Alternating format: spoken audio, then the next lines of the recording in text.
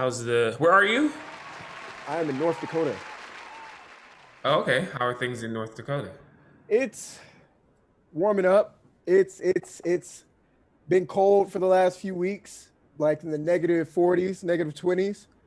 Uh, Without the wind chill, made it down to like negative 70. So it's been an experience to say the least. You're in LA right now. yeah. How's the weather there? Always perfect.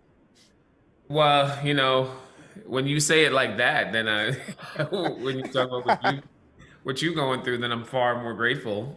We're having a little bit of an overcast day. I think we are probably high today will be a little bit, maybe like late 60s, and then later in the week, we're gonna get back to the low 70s, which for me is the starting mark.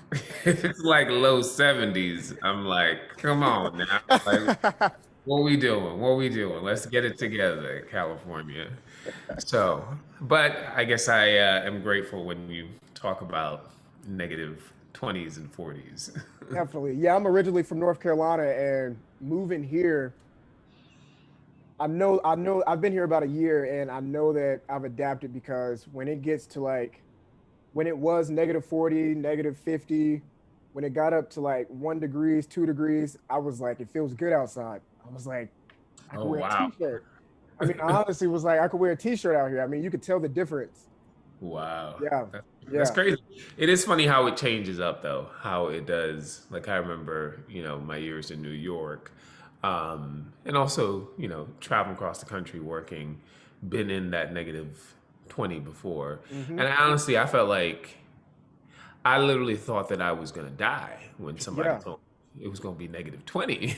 I was Yeah. I like, mean, oh Lord. -1, you feel like you're gonna die.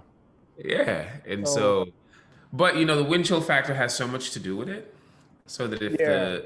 if it's just like a dry cold, it's to me I found it more manageable than actually the wet cold of New York City where Hmm. you are in between those buildings. Yep. That sometimes can be like just really bone chilling. And it's So funny because I explain that to people here. I'm like, in North Carolina, with the more like humid cold and that, it's a different type of cold because 30 degrees cold in North Carolina is truly freezing. But 30 degrees here is like, whoo, it's warm. It feels good. Like, what the heck? So so yeah, I'm like, you look at me crazy, but I'm like, it's definitely it's well, good I, for you, man. Good for yeah, you. yeah, man. But I appreciate you so much for taking the time, man. I won't keep you long. Like I said, I just wanted to, get you onto this show podcast thing that I have going, and just kind of pick your brain a little bit about who you are, your acting career, what's next, and we can go from there. So, first, if I would just love for you to, tell the people your name, who you are, where you're from, and we can go from there. Yeah, I apologize because they're gonna see the Zoom screen, right? What's that? They're gonna see the Zoom screen and my name is DT on there. Oh Is no, that so no, so it'll crop all that out. Yeah, it'll. right? Yep, yep. My name is Desean Terry. I am originally from Central America, Belize City, Belize. Lived in Los Angeles since I was a kid. Started acting when I was, you know, I think about, I don't know, 14, 16, something like that. My mom just sent me to acting camp because I think I was probably doing something I wasn't supposed to do. She got rid of me for a little bit, and I stayed in it. And then I went to, I did a undergraduate degree. So I'm definitely a person who, there's so many routes that you can do to get into acting, and I'm definitely one of the people who really went the training route, like really, really did the training route.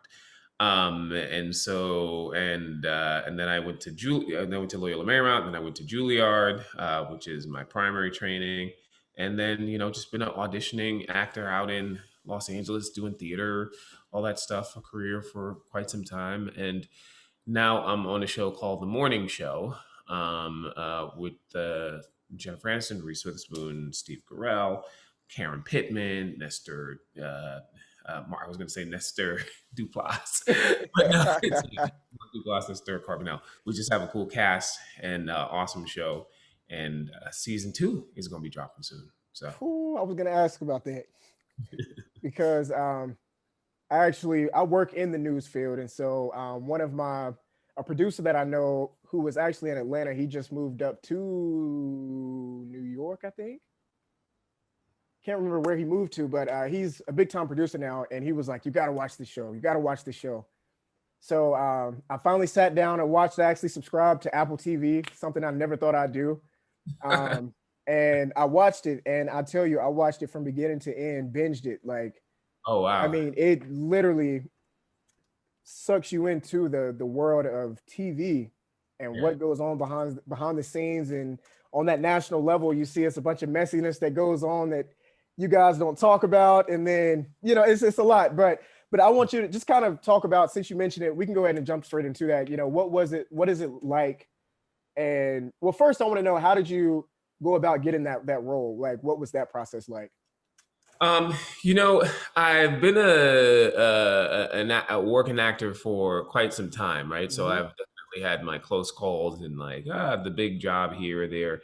But for the most part, consistently working all through the different mediums, film, TV, guest stars on the Grey's Anatomy, Shameless, House, all the shows. I mean, your track record is long.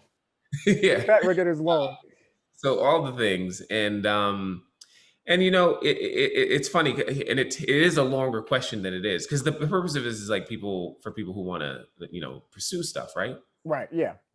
So for me, I also run a theater company. Mm-hmm. I'm also an acting coach, teacher, and so I really started to switch my perspective in terms of how I approach the industry, and I really started to focus more so on the stories I really wanted to tell, the stories I wanted to be involved in, the stories I wanted to hear the world to for the world to hear and see.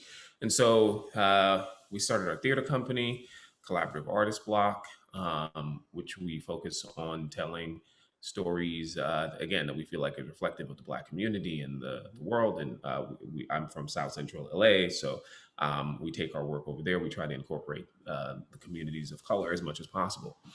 And all that goes to say is, when I booked this job, my main focus was really just telling the stories that were important to me, and less so much, oh, I need to book this, I need to do this, and it's just funny how life works, because once I started really focusing on stories that were compelling to me, then I really do feel like I attracted the work from the morning show, because here I am now working at a very like a pretty big show on television, and it's a story I want to tell. Heck It's an yeah. important, compelling story. I just think there's just something about it. As artists, we're always working on.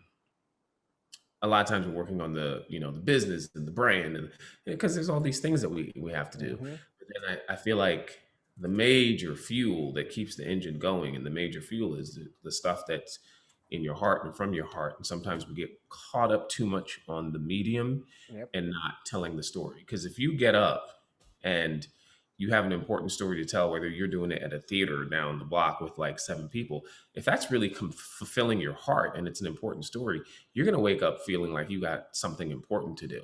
Mm-hmm. It doesn't matter if it's like, oh, it needs to be 5 million people for it to feel important to me. So, but that's how the morning show came about. I auditioned for it. Vicky Thomas, an amazing casting director who I've known for years. I really, really enjoyed the role of Daniel, and and then yeah, it just went the way it did after that. Definitely, definitely. Yeah, I definitely felt your role in that show. It was like a kind of, you were that guy, but kind of behind the scenes that guy, and you kind of watched how the pettiness, like, and you were like, give us our shot type of deal, like. And so um but Yeah. yeah, what was it like filming that? You mentioned the cast just being an all around great collaborative group. So what was it like filming that, and even now? You know, whew, so different now because of COVID. Um, Mm, yeah, there were parts of it. It's a big show. It's a huge show. We have a huge cast. You, in a sense, like, I would say some of the things that have changed from starting to work on a show like this. Even though people are on the same show, there's oftentimes our show is so big that the characters don't even overlap. So what's Mm. great about second season now is now we get to actually see more of the characters, the ones that the people would have known, the different situations they get into, because the world's sort of like, it's a different world from the season one world. So, Mm. and I think one of the things that's really cool is our show is so big that I get to work with different people throughout the time. I never know exactly who I'm going to be working with from episode to episode. And I also, being on like a cable show in comparison to a procedural or something like that, the show changes worlds over and over again. Like first season, no spoilers, we had a musical episode. Well, it wasn't a musical episode per se, but there was a lot of singing in it. And so what's been cool about this is how much the show changes, how much different things that we encounter throughout the show. And so that's been really, really surprising for me. Whereas I thought, oh, in the TV world, we'll sort of like have a set world. But with this particular show, we have our home base, but we explore so much because we're reporting on the world. Okay, okay, okay. I'm excited. When could we expect season 2 to drop? Uh, I heard a rumor. That's how we're gonna go about this.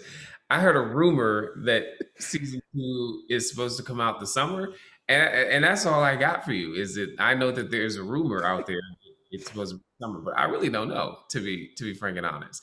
One thing that we've let people know about our season two is that we were shooting it, and COVID happened, and so Mm, we stopped shooting, and then we got back shooting again once we got the COVID protocols together. mm. And we started shooting the show from scratch. We Season two, we started all over again Wow. because we wanted to dialogue on COVID. So it's been a Mm. long season in the making, but I think it's going to really be worth it because I think it'll be very interesting, informative, and important for people to see the COVID from the perspective of the journalists and I was about the. to.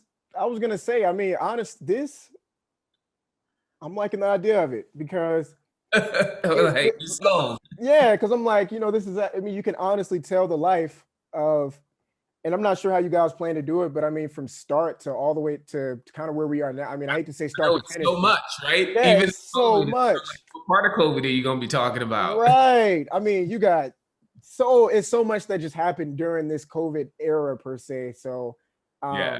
I think people would definitely be excited to see season 2, me included. Yeah. But Desean, tell me about who you are in this show. Who is your character? So my character is Daniel Henderson. Daniel is he is one of the few ethnic talents on the network, Mhm. right?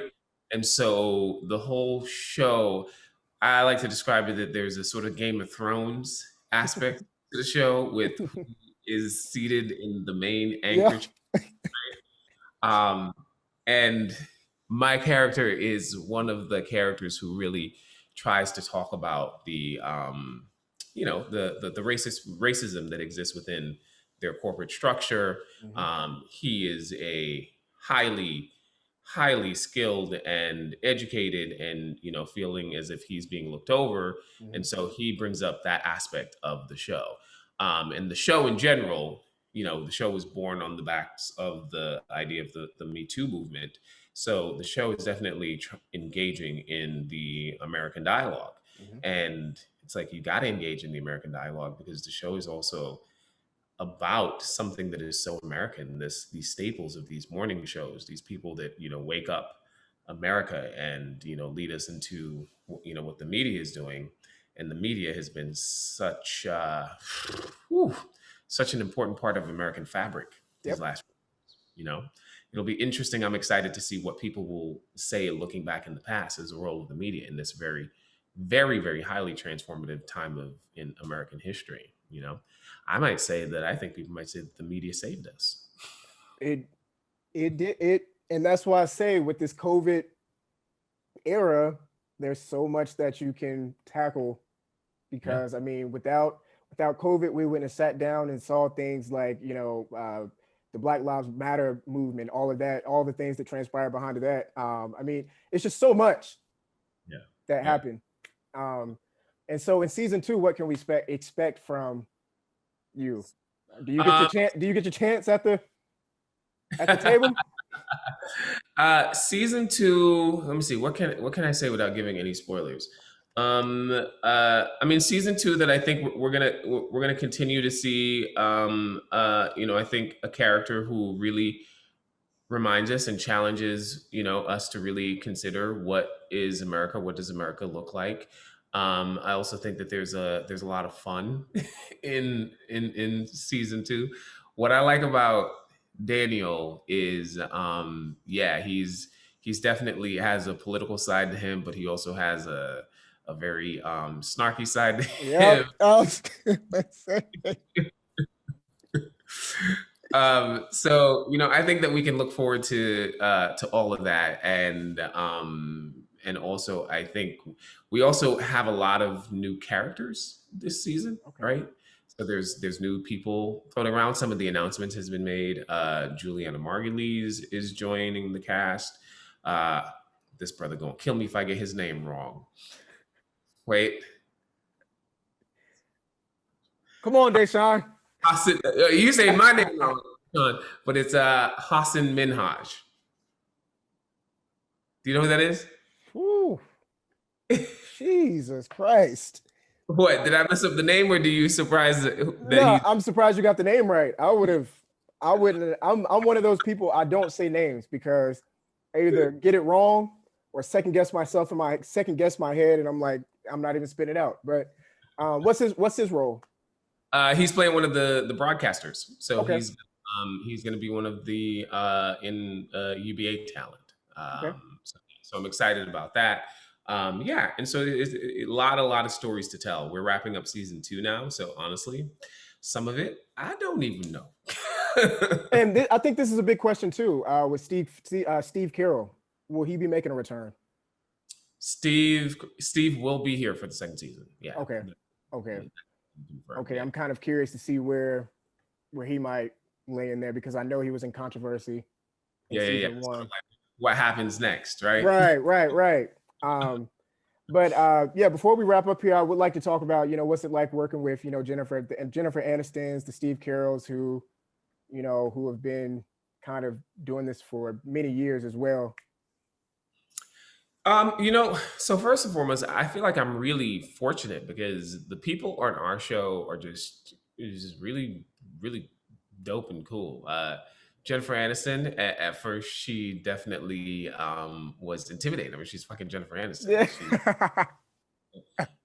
But then once you get to know her, she Mhm. is such a sweet, caring, like just like really down to earth person, like really, really down to earth.